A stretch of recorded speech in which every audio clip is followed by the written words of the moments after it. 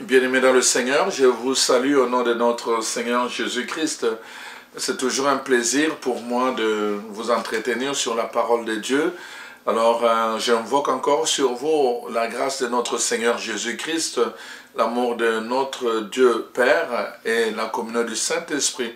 Nous en avons tous besoin en ce temps-ci, vraiment pour que nous soyons consolidés par la même foi. Alors, aujourd'hui, je voulais aborder avec vous un sujet, je pense, important aussi dans notre vie chrétienne. D'ailleurs, plusieurs frères ou sœurs m'ont écrit pour me demander d'aborder le sujet sur la prière.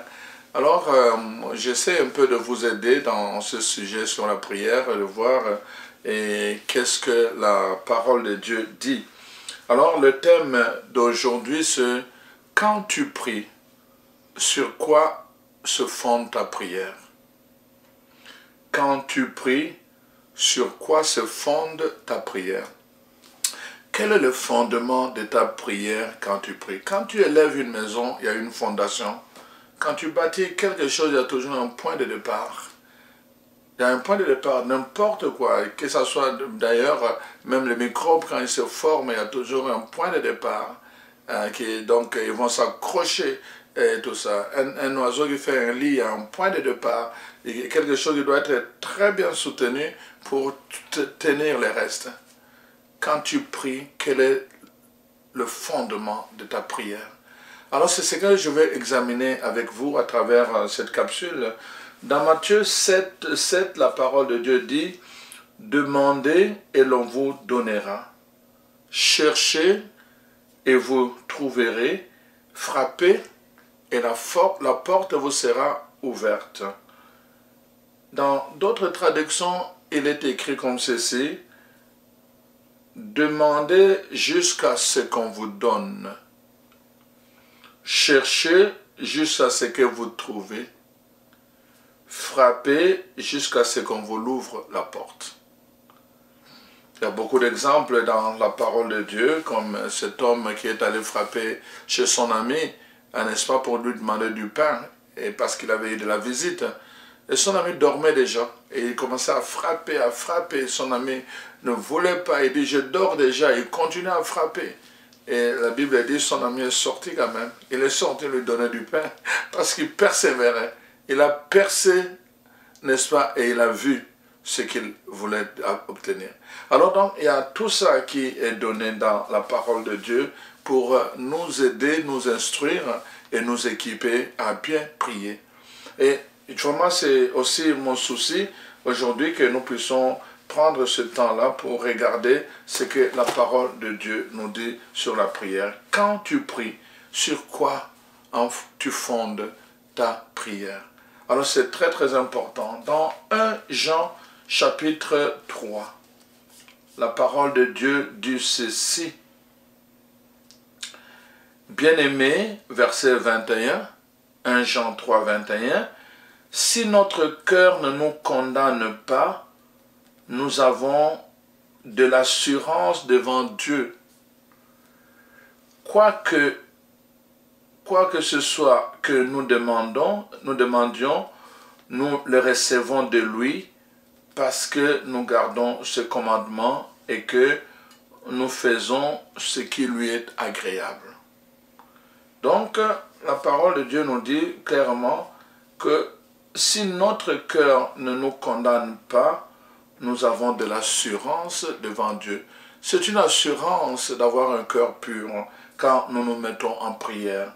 Donc, deuxièmement, quoi que nous demandions, nous recevons de lui parce que nous gardons ce commandement et que nous faisons ce qui est agréable, n'est-ce pas, à ses yeux.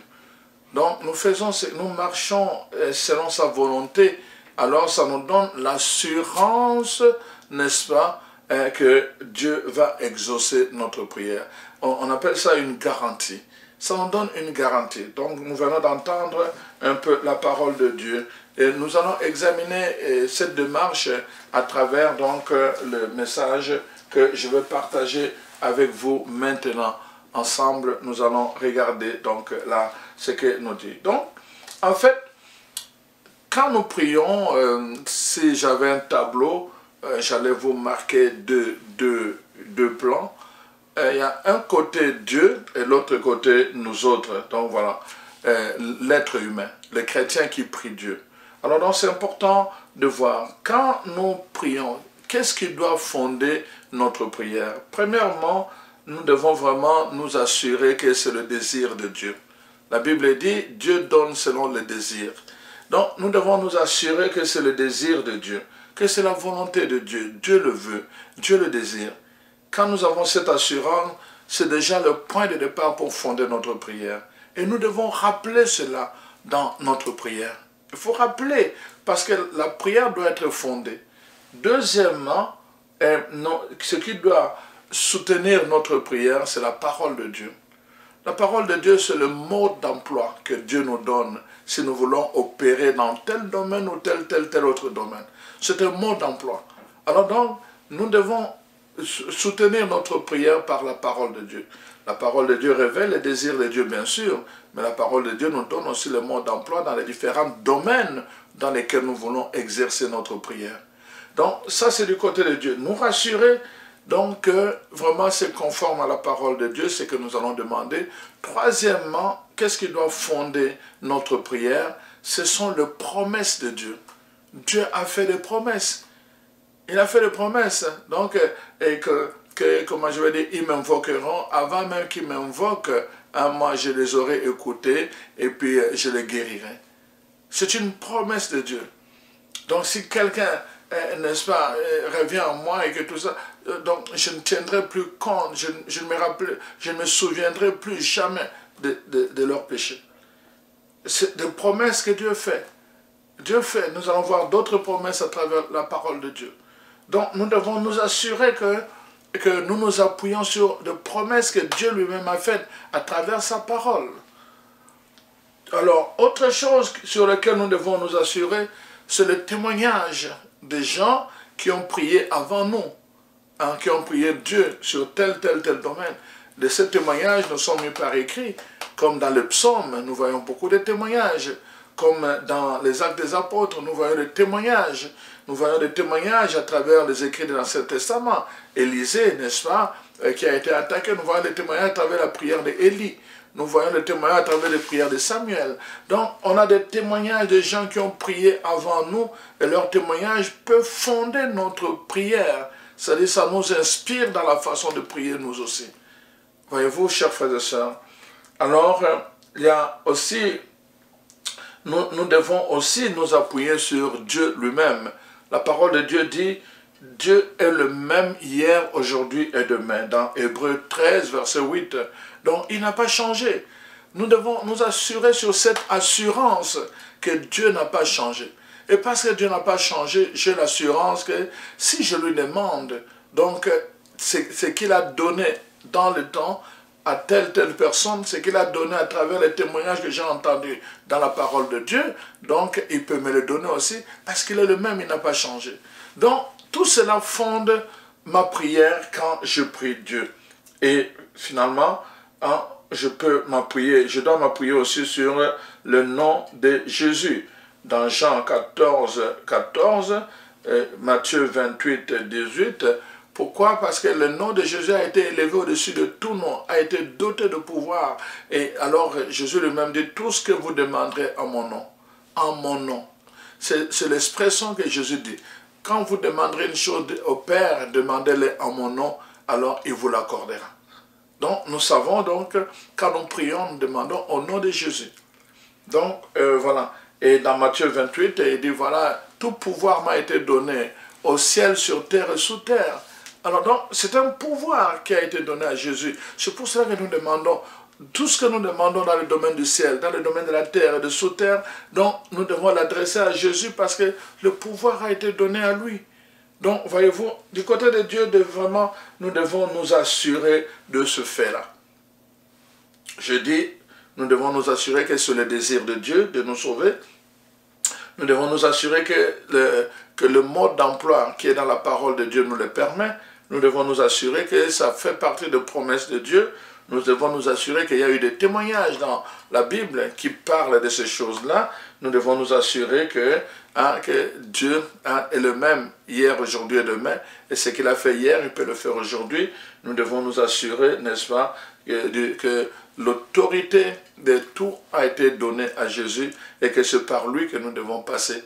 Parce qu'au moment même où nous prions, la Bible dit, il est assis à la droite du Père où il intercède pour nous. Quand nous avons ces éléments-là qui fondent notre foi, donc du côté, avant même d'entrer dans la prière, quand nous avons ces éléments-là, alors maintenant, du côté humain, nous nous disposons. Comment? Alors, nous nous assurons aussi, du côté humain, qu'est-ce qui doit fonder notre prière? Donc, nous voyons, donc, d'abord, nous devons croire, c'est-à-dire que la foi, la Bible dit, nul ne peut plaire à Dieu sans la foi. Sans la foi, nul ne peut plaire à Dieu. Et la foi nous approche, la foi nous permet de nous tenir devant le trône de la grâce. La foi nous permet de nous tenir devant le trône de la miséricorde.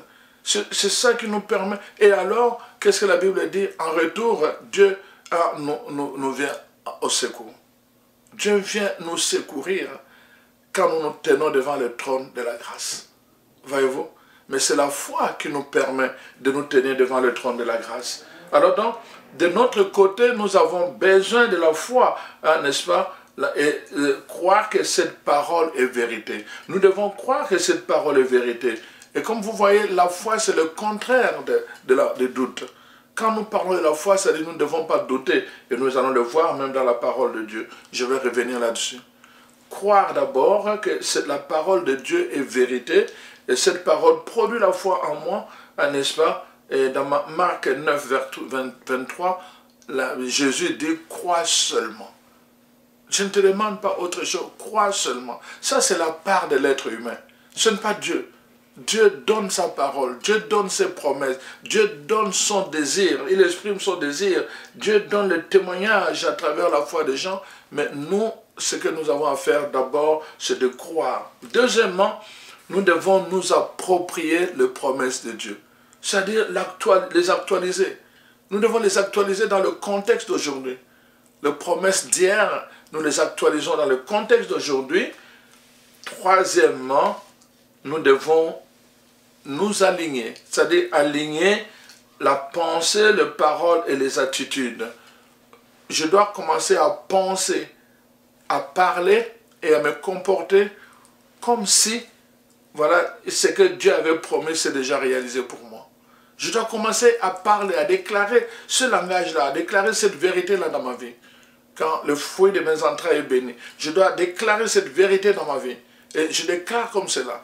La parole de Dieu dit dans le psaume, « Il ranime mon âme. » Quand je suis abattu, je déclare cette vérité, que c'est une vérité. Et cette vérité, à force de déclarer, n'est-ce pas, ça prend vie dans mon corps.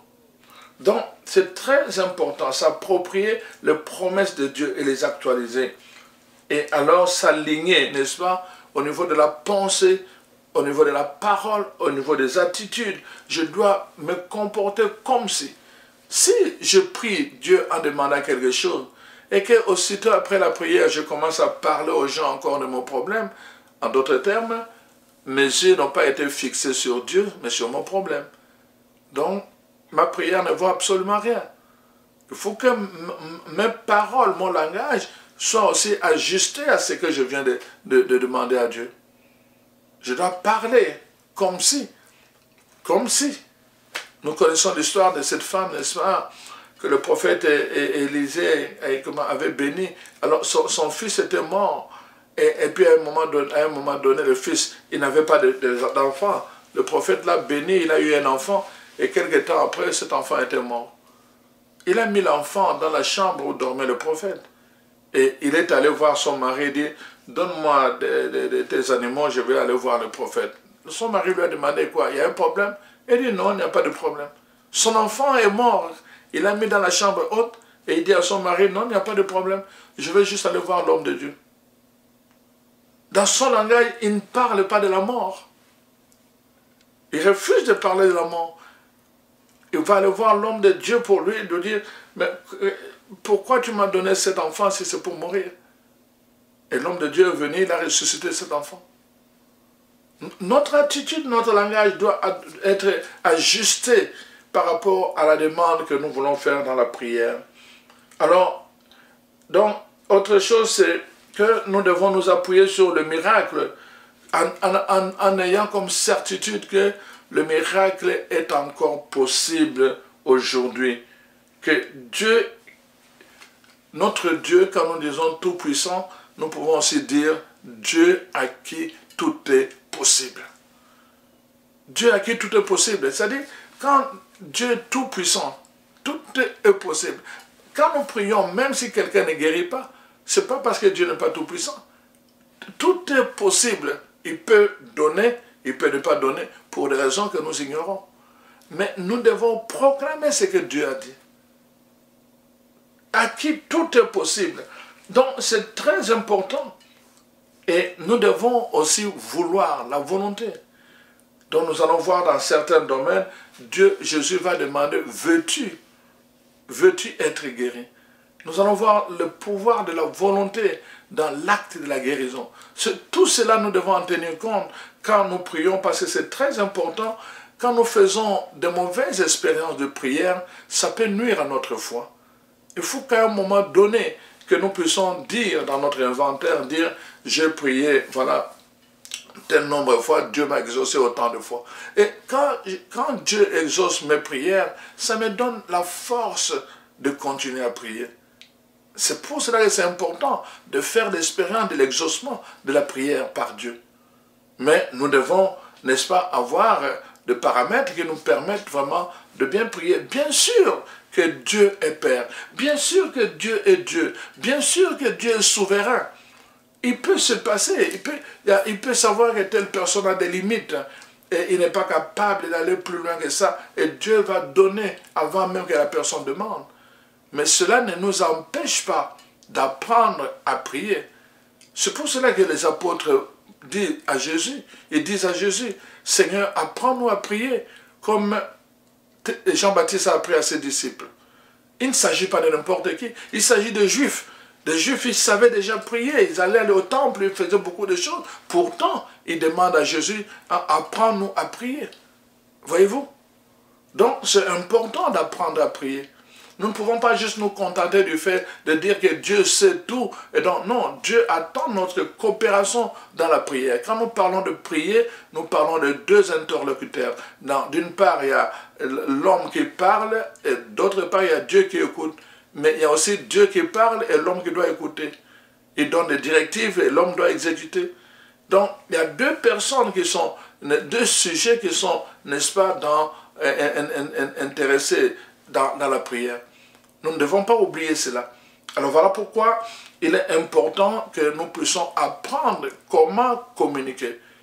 Dans la plupart des cas, je l'avais déjà dit dans mon livre, je pense, un livre que j'avais écrit, 12 secrets pour prier comme un enfant de roi. Hein, donc, dans ce livre ici, ceux qui ont ce livre, donc ils savent, j'avais déjà parlé, n'est-ce pas, de la prière, 12 secrets pour prier comme un enfant de roi. Dans ce livre, j'explique aux gens que parfois, voyez-vous, les gens ont réduit la prière à un monologue. Ils parlent seuls et ils n'ont pas le temps d'entendre Dieu leur répondre. Et c'est là le problème. Les gens parlent seuls. Ils viennent, ils parlent, ils n'ont pas le temps de silence. La parole de Dieu dit dans Jérémie, n'est-ce pas, 33, verset 3, « Invoque-moi, je te répondrai et je te révélerai des choses cachées. » Dieu répond et il révèle aussi des choses. Dieu peut te révéler que non, en ce moment, je ne peux pas te répondre parce que si je te donne la réponse, tes amis vont t'attaquer, vont te faire du tort. Et Dieu va se préserver de donner la réponse à ta prière selon ce que tu attends. Mais si tu n'as pas le temps de faire silence et de demander la révélation des choses, tu ne comprendras pas. Et tu vas te décourager, tu vas dire, mais ça fait longtemps que je prie Dieu et rien ne se fait. Rien ne se fait. Voyez-vous, chers frères et sœurs, c'est pour cela que nous avons besoin, n'est-ce pas, de comprendre comment prier.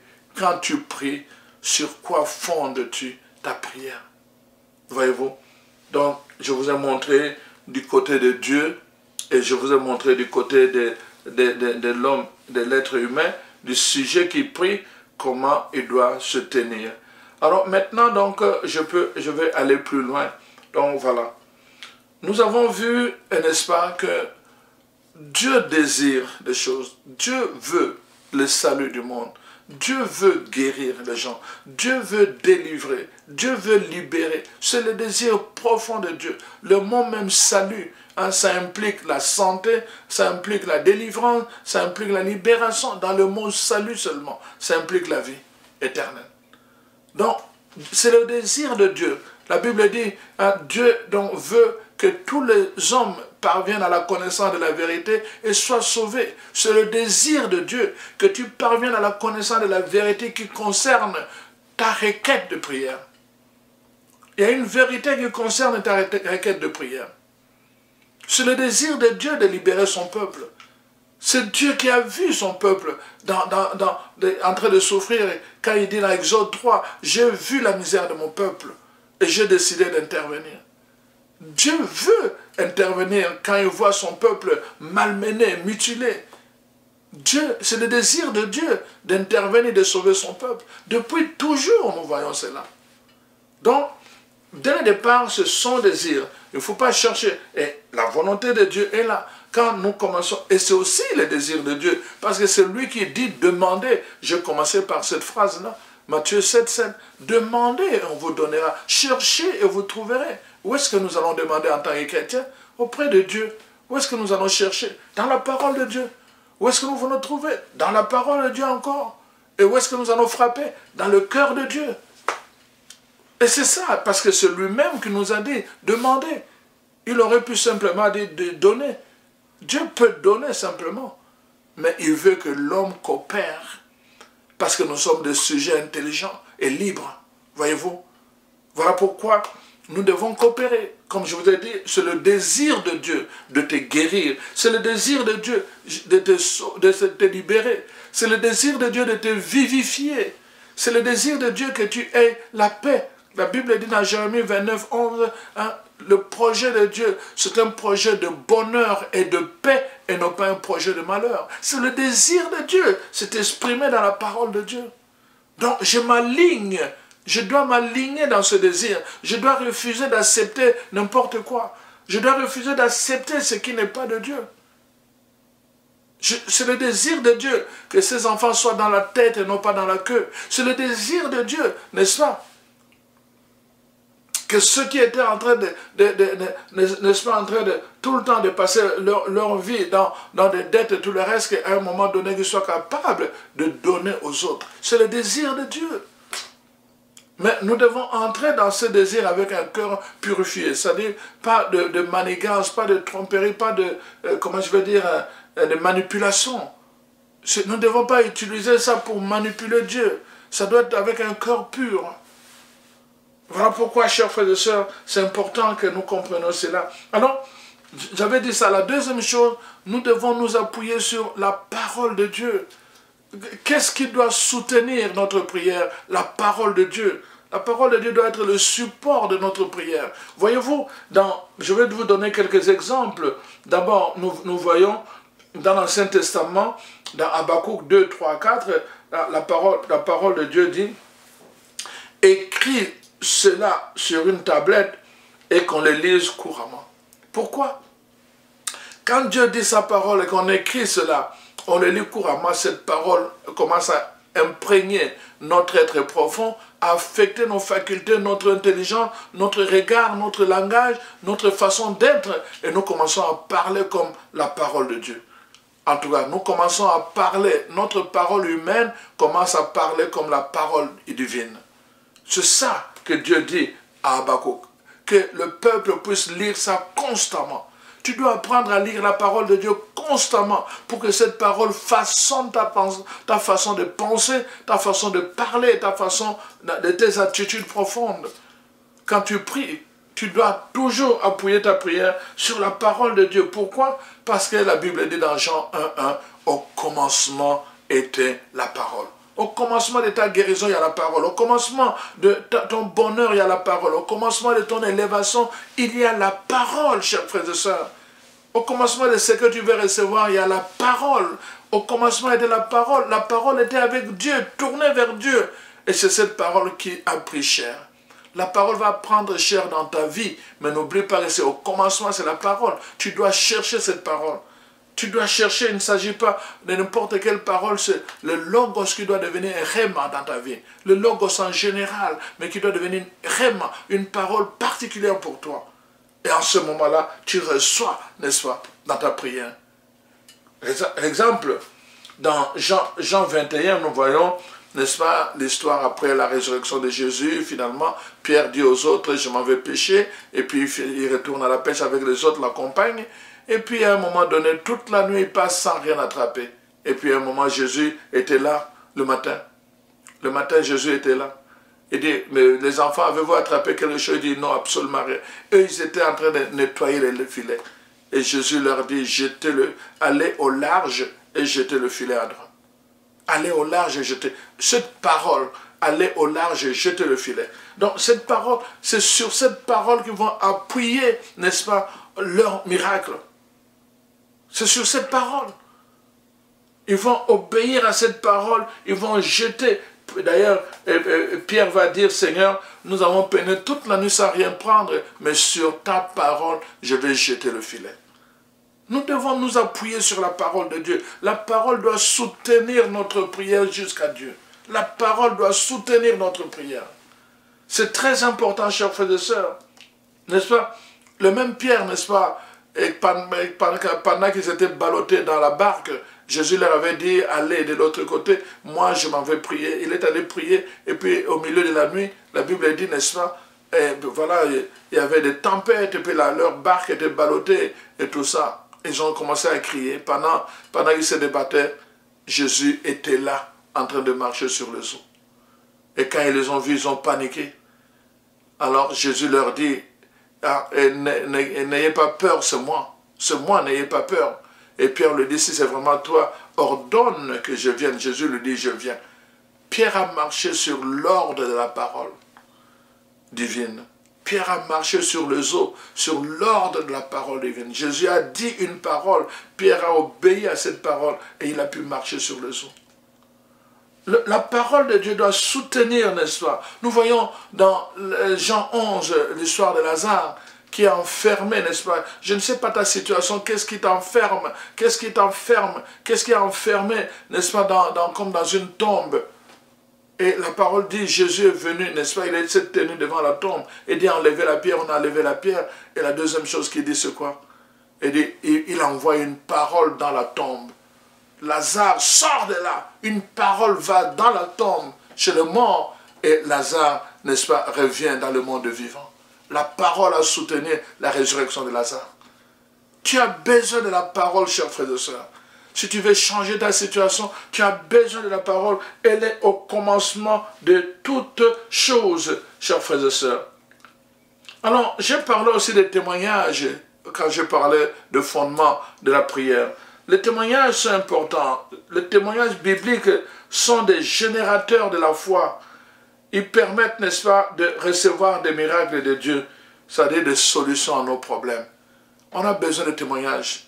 Ils génèrent la foi. Quand j'entends Dieu a fait ceci à telle personne, il a fait ceci dans l'Ancien Testament, dans le Nouveau Testament, ça génère la foi au-dedans de moi. Et alors, à mon tour aussi, je suis capable, n'est-ce pas, de faire des grandes choses. On a besoin de ça. On a besoin de témoignages. C'est pour cela que, chers frères et sœurs, quand vous êtes touchés par la parole de Dieu, vous devez donner un témoignage. C'est important, donner. Je vous encourage à apprendre à donner des témoignages sur votre vie. Donner des témoignages sur ce que Dieu a fait dans votre vie. Si vous n'avez pas honte de Dieu dans ce qu'il a fait dans votre vie, alors il va vous donner davantage. Donnez des témoignages. Ça nous manque les témoignages. Les gens ne sont pas capables de donner des témoignages. Les gens ont honte de donner des témoignages. Mais les témoignages sont importants pour d'autres personnes. Ça génère la foi. Voyez-vous? Et après, je dis la prière de foi. La prière de foi. Voyez-vous, je ne parle pas de la prière simplement, je parle de la prière de foi.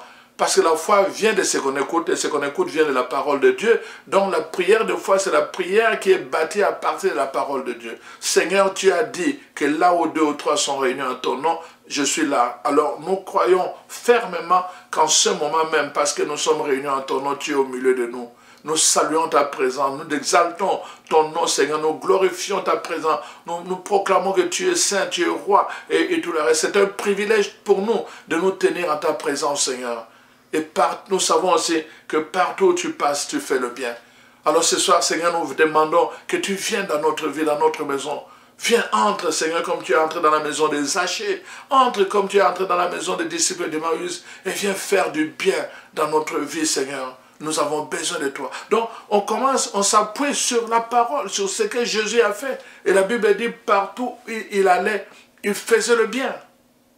On l'invite à venir faire le bien. Entre dans notre maison, viens faire le bien. C'est cela. Nous faisons notre prière, non, se fait de cette façon-là. La prière de foi, donc, Jésus veut se révéler à vous et vous manifester sa présence et sa puissance parce qu'il avait promis. Dans Jean 14, verset 23, il a dit, si quelqu'un m'aime, mon Père viendra à lui, et nous viendrons chez lui, nous ferons chez lui, et nous nous manifesterons à lui. Jésus veut se manifester. Et la meilleure façon que Jésus se manifeste, c'est à travers des miracles, à travers des signes. Il manifeste sa gloire par des guérisons. Il manifeste sa gloire par des choses, des conversions. Voyez-vous, chers frères et sœurs. Je parlais aussi de promesses. Les promesses de Dieu sont très très importantes. Tout ce que comment je vais dire, Dieu nous a promis dans sa parole, si nous le lui demandons de le faire, n'est-ce pas, et croyons dans notre cœur qu'il a entendu notre prière et a répondu à cette prière-là, alors il le confirmera selon sa promesse et selon sa puissance. Tout ce que nous demanderons, il va le confirmer. D'ailleurs, si vous avez lu Marc 11, verset 22 à 24, la parole de Dieu dit, pour parler de la foi du côté de l'homme, mais aussi pour l'accomplissement de la promesse. Et Dieu lui-même, Jésus dit ceci, hein, que si vous demandez quelque chose au Père à mon nom, si vous ne doutez pas dans votre cœur et que vous croyez que ce que vous demandez, hein, vous croyez que ce que vous demandez est vrai, alors vous allez le voir se manifester. Dieu va manifester sa gloire, sa puissance en vous révélant ce que vous avez demandé si vous n'avez pas douté. Donc c'est très important, Marc 11, versets 22 à 24. Donc les promesses de Dieu, nous devons rappeler ces promesses de Dieu. Seigneur, c'est toi qui as dit, n'est-ce pas? Si mon peuple, n'est-ce pas, donc sur qui invoquer mon nom, se répand et revient à moi, alors, tu as dit cela. C'est une promesse que Dieu a faite. Nous devons nous appuyer sur cette promesse. Nous devons aussi nous appuyer sur le miracle, n'est-ce pas? C'est la preuve que Jésus-Christ est vivant. Le miracle prouve que Jésus est vivant et qu'il n'a pas changé. Dieu est le même, il n'a pas changé. Et ce qu'il a fait hier, il peut le faire aujourd'hui. Et alors, nous pouvons faire un bon accueil, n'est-ce pas, à sa présence. Et nous invoquons sa présence. Viens au milieu de nous, Seigneur, et continue à faire ton œuvre au milieu de nous. Manifeste ta gloire au milieu de nous aujourd'hui encore, Seigneur, parce que tu es le même hier, aujourd'hui. Voilà. Donc, vraiment, c'est très, très important. La volonté. Je parlais de la volonté. Jésus va poser la question, veux-tu guérir? Alors, il dit, pourquoi? Là où se trouve une volonté, il existe un chemin.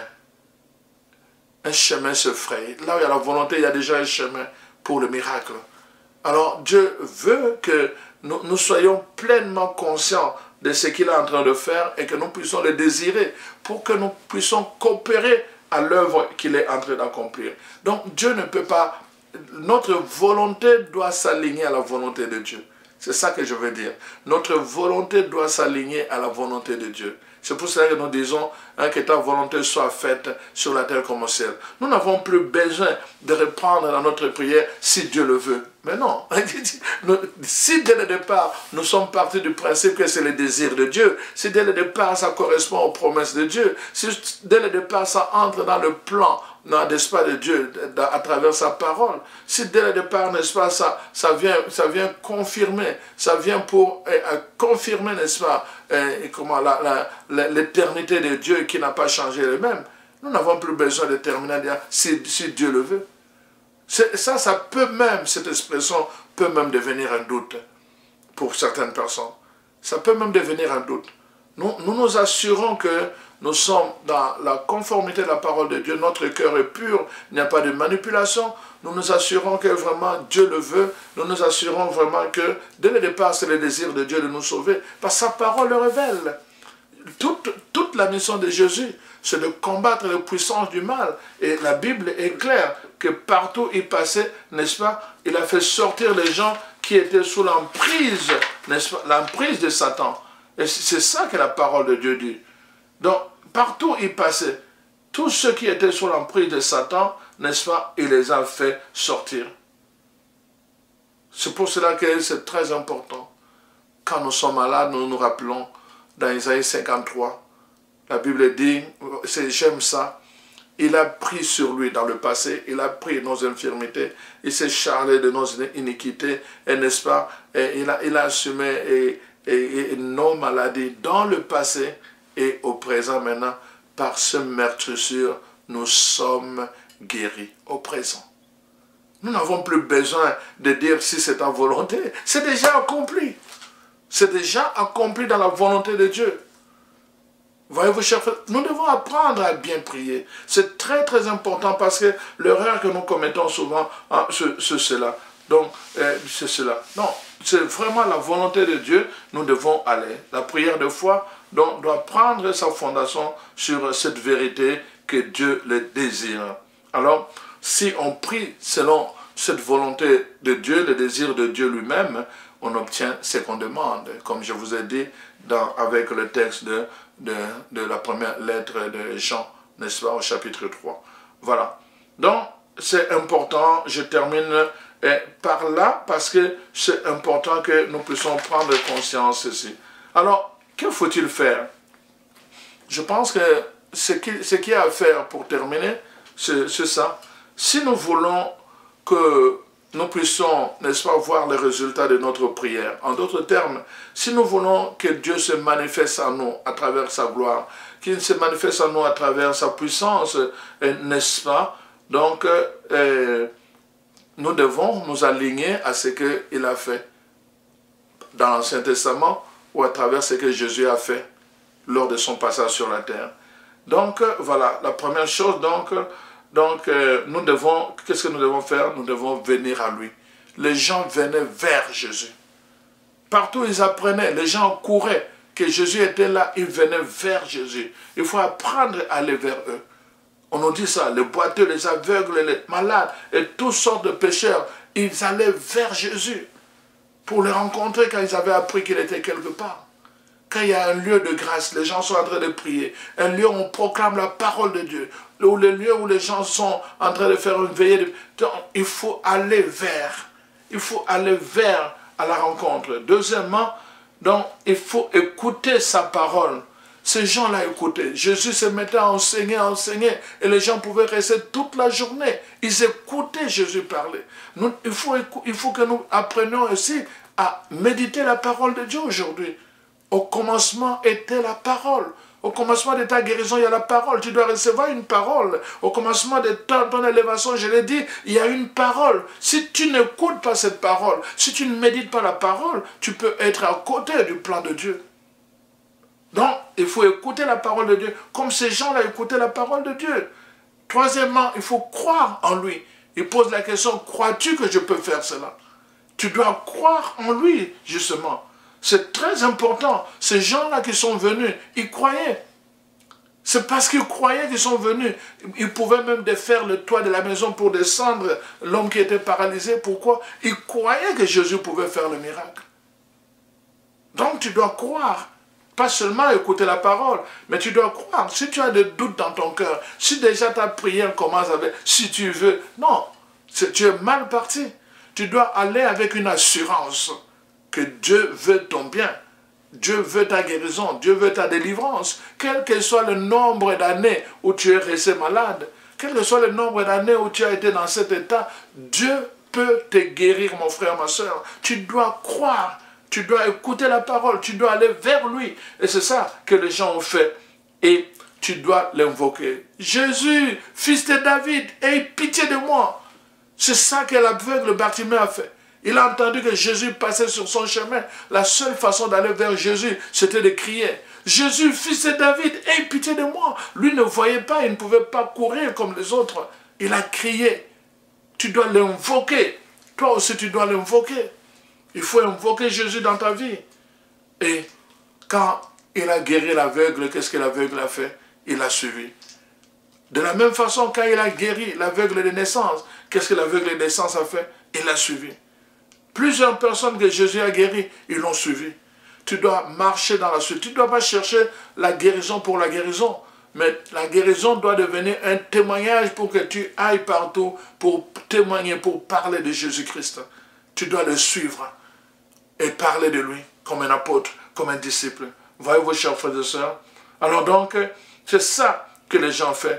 Donc, les gens le suivaient, des multitudes de gens suivaient Jésus et lui le bénissait. Dans Jean 6, verset 2, il le bénissait. Tu peux recevoir ta bénédiction aujourd'hui parce que tu choisis de suivre Jésus. Tu peux recevoir ta bénédiction aujourd'hui, mon frère, ma soeur, parce que tu choisis de suivre Jésus. Et vraiment, je prie Dieu vraiment qu'il vienne te visiter. Je prie Dieu vraiment qu'il vienne te visiter, que l'atmosphère du ciel vienne envahir ta maison, là où tu es, quel que soit ce que tu es en train. Tu te démènes depuis longtemps à prier et tu n'as pas encore fait une expérience glorieuse de la prière. Je prie Dieu qu'aujourd'hui le ciel s'ouvre sur toi. Je prie Dieu que vraiment la voix du Père se fasse entendre et que tu puisses voir les merveilles de Dieu. Il est merveilleux notre Dieu. Je prie Dieu justement qu'il manifeste sa gloire dans ta vie en te guérissant, en te délivrant, en te libérant, en te convertissant, à travers des conversions que tu manifestes la gloire de Dieu dans ta vie. Et je prie Dieu qu'il en soit ainsi. Au nom puissant de Jésus-Christ, notre Seigneur. Amen. Amen. Amen. Je te souhaite une heureuse semaine, mon frère, ma soeur. Alors j'espère que tu vas commencer à bien prier quand tu pries Dieu. En tout cas, si tu as des témoignages de ta prière dans la nouvelle façon, n'hésite pas à nous le partager vraiment. Alors c'est mon plaisir. Merci à tous ceux et celles qui font évidemment la publicité, le partage du lien pour notre capsule 30. Soyez bénis. Nous prions pour vous, que le Seigneur se manifeste à vous. Alors nous allons nous retrouver la semaine prochaine. Allez, soyez bénis.